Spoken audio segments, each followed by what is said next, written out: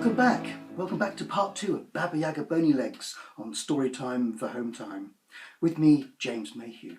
Yesterday we heard all about how a boy called Ivanushka got caught by a sneaky, tricky witch called Baba Yaga Bony Legs, who flies in a pestle and mortar and lives in a house on chicken legs.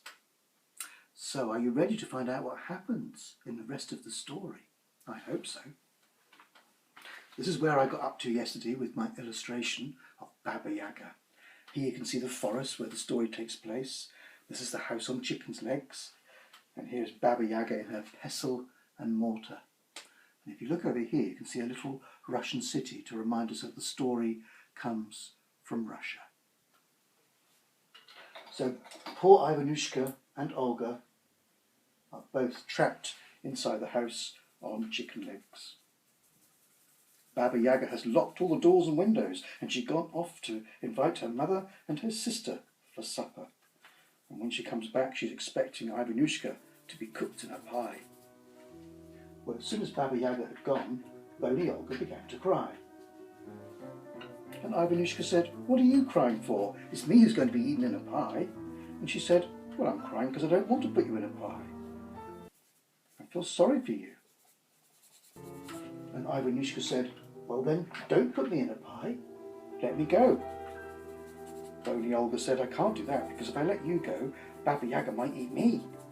"She's not going to eat either of us," said Ivanushka, "because we are going to escape." "That's not possible," said Bony Olga. "She has locked all the doors and all the windows." "Yeah, but she didn't lock the chimney, did she?" said Ivanushka. "Come on." And he grabbed Bony Olga by the hand, led her to the fireplace in the witch's kitchen. They climbed up the chimney, and soon they were sitting on the roof of the house on chicken legs. "Now then," said Ivanushka, "I suppose we could just run away into the forest and escape. But actually I've got a better idea. Why don't we play a trick on that silly old witch?" "All right then," said Bony Olga. And so they went into the forest, and they searched and searched, and they found lots and lots of rocks and stones. What do you think they're going to do with those? Ivanushka and Olga gathered up the stones. They filled their pockets with them. They filled their shoes and their hats with them. As many stones as they could carry. And then they hurried back to Baba Yaga's house on chicken's legs, climbed up a tree, hopped onto the roof, slid down the chimney into Baba Yaga's kitchen. And there they made a pie. They did. A great big pie with lots and lots of pastry and onions and gravy, and they put it into Baba Yaga's oven. The pie was not filled with boy. The pie was filled with the rocks and stones. And then quickety-quick, they climbed back up onto the roof of Baba Yaga's house, and they jumped into the tallest tree they could reach. Now they were only just in time, because Baba Yaga was already coming back through the forest with her mother and her sister, and they were all licking their lips and sniffing the air. "Oh, I can smell something cooking," said the mother. "Me too," said the sister. "It's boy pie," said Baba Yaga, and they all laughed and cackled and rubbed their tummies. And then when they reached the house on chicken's legs, Baba Yaga unlocked the doors and windows, and in they went. But inside, well, there was no sign of Bony Olga. "Where's that stupid girl gone?" said Baba Yaga. "She had better have made the pie." And she opened the oven, and there it was. And oh, you should have seen it. It was cooked to perfection. The pastry was golden brown.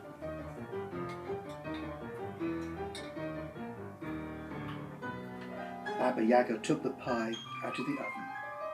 "Well, if that stupid girl is hiding, it means more pie for us," she said. And she cut the pie into 3 big pieces, and they all sat down around the table in Baba Yaga's kitchen, and they began to eat it up.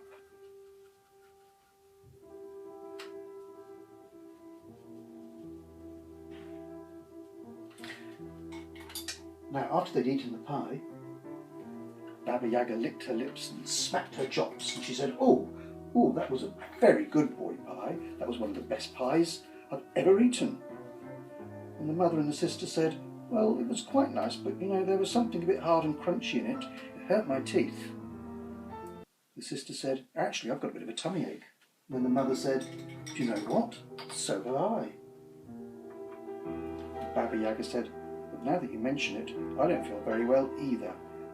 And they moaned and they moaned and they rolled around on the floor and they clutched their big fat bellies and soon they were howling like wolves. And Baba Yaga said, oh, there must have been something bad and terrible about that boy to make such a bad boy pie.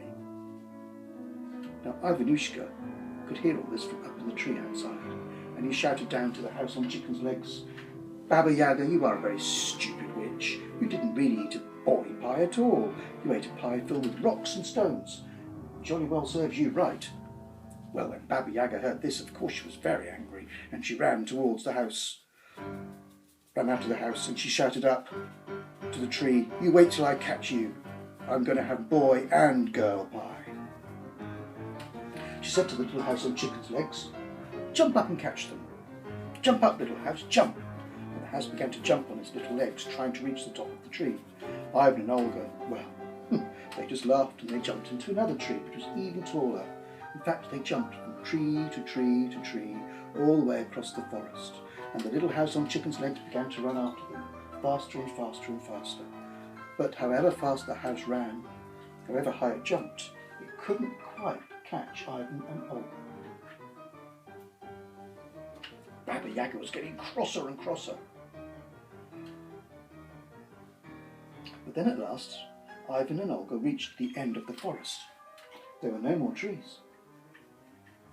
They had reached the river, in fact, and Olga said, oh, Ivan, what should we do now? We're too high up to jump down. The river is too wide to jump across. Baba Yaga's house on Chicken's Legs is getting nearer and nearer. What should we do? And Ivan said, well, I don't know. Just then Ivan looked up and he saw the sky was full of swans. You might remember in the first half of the story, Ivan gave crumbs to the swans and they became his friends. And now they flew down and they saw Ivan was in trouble and they said, oh, Ivan, Olga, jump on our backs. Our feathers are soft and snowy and white and we will carry you far, far away from Baba Yaga Bony Legs. Jump, both of you, jump. And so Ivan and Olga, they both jumped. They jumped onto the backs of the swans, onto their snowy white feathers. And the swans carried them up into the sky, all the way across the river, far, far away from Baba Yaga. The house on Chicken Legs reached the river, but you know, in stories, witches, magical things like a house on Chicken's Legs cannot cross running water. And so Baba Yaga was stuck on the other side.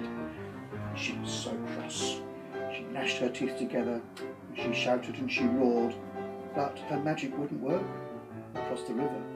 She couldn't go across. She was stuck on the other side. And so the little house on Chicken's Legs wandered back into the forest, back to where it belonged. And Baba Yaga and her mother and her sister, oh, they were so cross. I don't think they ate a boy pie for about a week after that. As for Ivan and Olga, the swans gently put them on the roof of Ivanushka's own house, and they slid down the chimney into his mother's kitchen, where his mother was waiting for him, and she made them pancakes and treacle. And they never once again saw Baba Yaga Bony Legs. But if any of you should ever wander into a forest far away in Russia, and if you should ever see a house on Chicken Legs, then you know what you should do, don't you? Run.